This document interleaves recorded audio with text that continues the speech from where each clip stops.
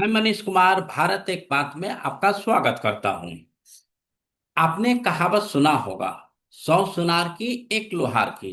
जब लोहार की मार पड़ती है तो अच्छे अच्छे की नानी याद आ जाती है। यही चीज इलेक्शन कमीशन ने अपने 24 तारीख के एक नोटिफिकेशन में प्रेस रिलीज जारी किया, जिससे सारी पॉलिटिकल पार्टी में हंगामा मच गया है। अब और जाने कि इस प्रेस रिलीज में ऐसा क्या है जो सारे पार्टियों में हो चुका है हंगामा। आपको पता है, अभी रिसेंट में बिहार में इलेक्शन होना है। बिहार के साथ कुछ और स्टेट में भी इलेक्शन होना है। लेकिन बिहार का इलेक्शन इसलिए इम्पोर्टेंट है कि यहाँ पर इंडिया अलायंस और एनडीए का एक बार फिर से फाइट होना है, और ये देखना है कि नीतीश कुमार इस शासन को दोबारा रिपीट कर पाते हैं कि नहीं। हमारा मुद्दा आज का है इलेक्शन कमीशन। इलेक्शन कमीशन ने बोला है 24 जून को कि हम इलेक्शन रोल या वोटिंग लिस्ट है उसको हम इंटेंसिव रिवीजन करेंगे।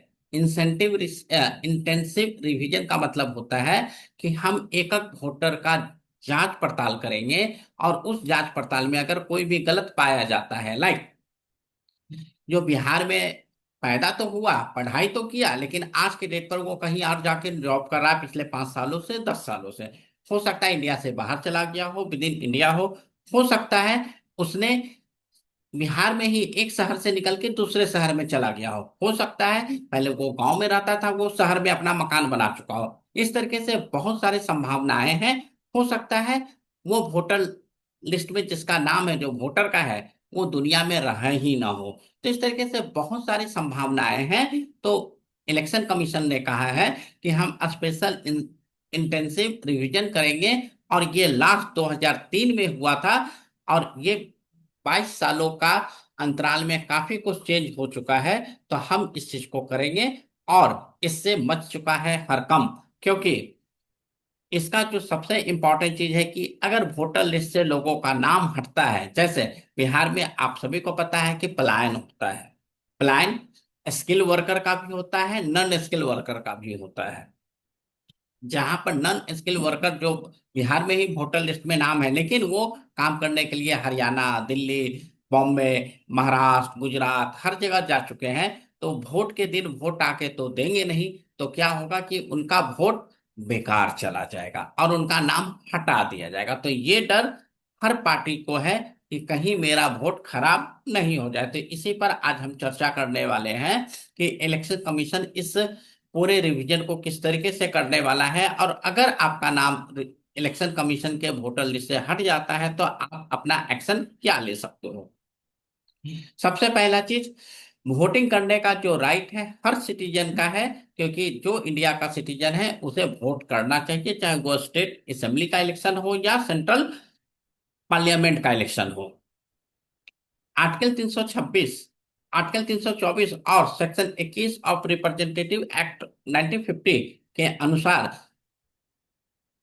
इलेक्शन कमीशन इस इंटेंसिव रिवीजन को काम अंजाम देने वाला है, और ये 1 जुलाई से शुरू होगा, और ये तकरीबन 30 दिन चलेगा। और इसके बाद अगर किसी का नाम गलत तरीके से लिस्ट से हट गया है तो अगले 30 दिन में वो अपना नाम ऐड करवा सकता है। सो दोस्तों, अगर आप बिहार से हो और आप बिहार में नहीं रहते हो, या फिर आपका वोटिंग लिस्ट में नाम आने की आपका संभावना कम है, तो आप इस समय सीमा को जरूर देखें और इसके अनुसार अपना इलेक्शन कमीशन का जो वोटर लिस्ट है उसमें नाम जरूर लिखवाएं। 326 क्या कहता है, कोई भी व्यक्ति जो इंडिया का सिटीजन है, जिसकी एज 18 साल से ज्यादा है, और वो कहीं और तरीके से डिस्qualified नहीं है, तो वो वोटर लिस्ट में रजिस्टर्ड होने लायक है। और एक बार आप वोटर लिस्ट में रजिस्टर्ड हो जाते हो तो आप वोट भी दे सकते हो। तो ये एक बहुत ही सही तरीका है, रूल है, जिसे हमें फॉलो करना चाहिए। इसी चीज को लेके इलेक्शन कमीशन ने बोला है कि मान लेते हैं कि कोई नया व्यक्ति 2 साल पहले 18 साल का हुआ, उसका वोटर लिस्ट में नाम नहीं है, तो हम जब इंटेंसिव नहीं करेंगे तो कैसे उस हम नए व्यक्ति का वोटर लिस्ट में नाम डालेंगे। या किसी का देहांत हो चुका है तो उसका हम नाम कैसे हटाएंगे, ताकि हमें एग्जैक्ट पता चल सके कि बिहार में कितने वोटर हैं और कितने परसेंटेज वोटिंग हुआ है। आप इंडिया में रह रहे हो लेकिन इंडिया के सिटीजन नहीं हो, जैसे आप यूएसए में हो, यूरोप के हो, या किसी भी और कंट्री का, इंडिया में आप जॉब करने आते हो, टूरिस्ट पर आते हो, टूरिस्ट वीजा पर आते हो, तो आपको इंडिया में वोट करने का राइट नहीं है। आप यहाँ आके जॉब कर लो, बिजनेस कर लो, जो भी आपको करना, लेकिन आप वोट नहीं दे सकते। लेकिन कुछ ऐसे भी लोग हैं जो इंडिया में रह तो रहे हैं, इंडिया के सिटीजन नहीं है, लेकिन वो वोट भी देते हैं, जैसे रोहिंग्या है, बांग्लादेशी है, और भी बहुत सारे लोग हैं जो इंडिया में सिटीजन नहीं है। इसके बावजूद पॉलिटिकल पार्टियां अपने बेनिफिट लेने के लिए उनको आधार कार्ड, वोटर कार्ड बनवा देती है। तो ऐसे केस में इंटेंसिव वोटर कार्ड और लिस्ट का जो रिवीजन हो रहा है बहुत ही जरूरी है, क्योंकि जो इंडिया का सिटीजन नहीं है उसे इंडिया में वोट करने का राइट नहीं है, और इसके कारण वो हमारे जो सरकार का संसाधन है उस पर तो हक अपना जमा ही रहे हैं, साथ साथ वो पॉलिटिकल पार्टी पर भी दबाव देते हैं कि हमारे पास इतना वोटर लिस्ट है। तो अगर वो नाम हट जाते हैं तो एक अच्छा इलेक्शन होने की संभावना बढ़ जाती है। ये लास्ट रिवीजन 2003 में हुआ था बिहार में। अब ये 2025 में हो रहा है, और इलेक्शन कमीशन ने बोल दिया है कि 2029 के लोकसभा इलेक्शन से पहले भी ये इंटेंसिव रिवीजन होगा, और इसके साथ साथ जितने भी स्टेट है वहां पर होगा। अब इसी को लेके ममता बनर्जी हो या अरविंद केजरीवाल, हर किसी की नींद उड़ी हुई है, क्योंकि इनका एक बहुत बड़ा जो वोट बैंक है वो बाहर से बसे हुए अप्रवासीय इलीगल एलिमेंट है, या बांग्लादेशी है, या वो मुस्लिम है जो इंडिया में सिटीजन नहीं है। तो उनके लिए एक बहुत ही बड़ा झटका है, क्योंकि अगर ये हुआ तो अच्छा खासा वोटर लिस्ट से लोगों का नाम कट जाएगा। क्योंकि यहाँ पर एक कंडीशन है कि या तो आप सिटीजन हो इंडिया के, या आपके पेरेंट पे कोई सिटीजन हो, तभी आप इंडिया के वोटर लिस्ट में रह सकते हो। अदरवाइज आपका इंडिया के वोटर लिस्ट में रहने का कोई संभावना नहीं है। तो ये जो फियर है, ये न्यू चेंज को देखते हुए है, इसीलिए लोग इसको अपोज कर रहे हैं। और रीजनल पार्टी हो सकता है सरवाइव करने के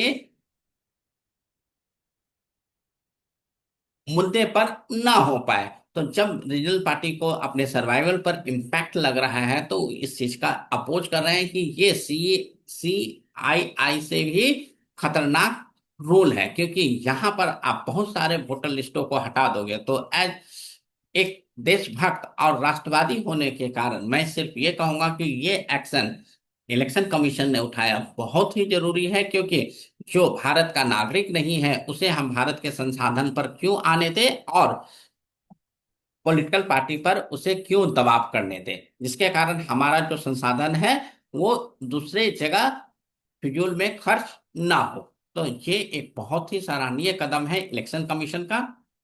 यहाँ पर आपको अपना बर्थ सर्टिफिकेट सबूत में देना है। और अगर आपका बर्थ सर्टिफिकेट इंडिया का नहीं है, या आप नहीं दे पाते हो, जैसे कुछ लोग कहना है कि मैं तो घर पर पैदा हुआ, मेरा बर्थ सर्टिफिकेट नहीं है, इसके एवज में आपको अपने पेरेंट का वोटर लिस्ट दिखाना पड़ेगा कि अगर आप इंडिया में पैदा नहीं हुए या आपके पास बर्थ सर्टिफिकेट नहीं है, तो आपके पेरेंट अगर इंडिया में थे और आपके पेरेंट का वोटर लिस्ट में है, तब भी हम आपका नाम वोटर लिस्ट में डाल देंगे। तो ये दो इंपॉर्टेंट चीज कर दिया गया है इलेक्शन कमीशन के द्वारा। और BLO है वो घर घर विजिट करेंगे, और ये वोटर लिस्ट से एक फॉर्म देंगे। और ये पहले घर के एक मुखिया पर करवाया जाता था, अब इसे हर मेंबर से फॉर्म भरवाएंगे। और BLO जो है कम से कम 3 बार आपके घर विजिट करेंगे, सो डैट कि आप ये नहीं बोल सको कि किसी दिन के लिए मैं कहीं घूमने चला गया था, शादी विवाह में चला गया था, तो मेरा नाम हट गया। वो 3 बार आएंगे, और 3 बार में भी अगर आप नहीं मिलते हो या कुछ गलत पाया जाता है तो आपका नाम हटा लिया जाएगा। हो सकता है आप उस समय पिछले 1 महीने के लिए, अगले 1 महीने के लिए आप बिहार में नहीं हो, तो आपके पास एक और ऑप्शन है, ऑनलाइन फॉर्म डाउनलोड करके आप भिजवा सकते हो, जिससे कि आपका नाम वोटर लिस्ट से नहीं हटे।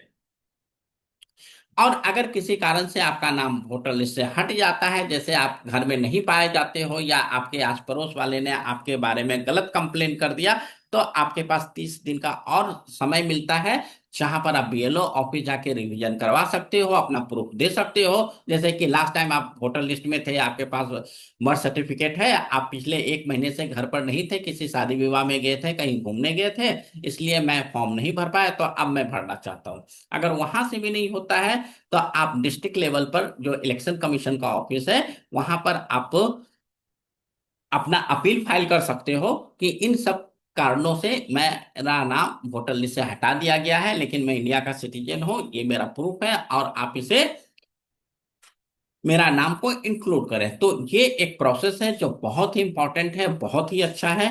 तो दोस्तों, ये वीडियो आपको कैसा लगा? अगर ये वीडियो आपको अच्छा लगा हो तो आप इस वीडियो को लाइक करें, सब्सक्राइब करें, और नेक्स्ट वीडियो तक आप हमारे साथ बने रहें। जब तक दोस्तों, नमस्कार।